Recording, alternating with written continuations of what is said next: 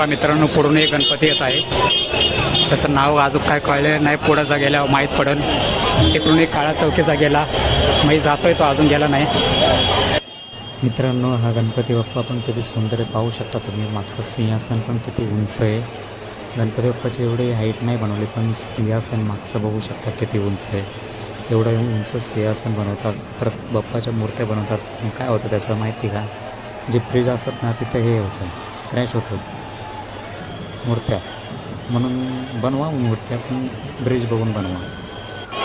हे बघा मित्रांनो, सुंदर बागचा राजा आहे हा.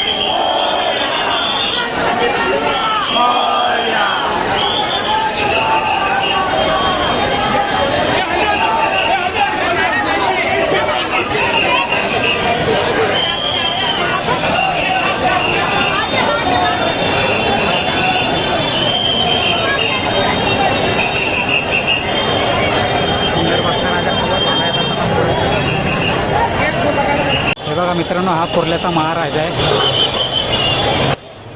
किती सुंदर मूर्ती आहे, बघू शकता मित्रांनो. ही कुर्ल्याच्या महाराजाची मूर्ती आहे. आज सगळे मोठमोठे गणपती, प्रसिद्ध गणपती निघालेत सगळे आगमनासाठी. सगळ्यांचं आगमन झालेलं आहे. हे सगळे मोठमोठे गणपती आगमन यासाठी करतात, त्याचं कारण त्यांना मंडप डेकोरेशन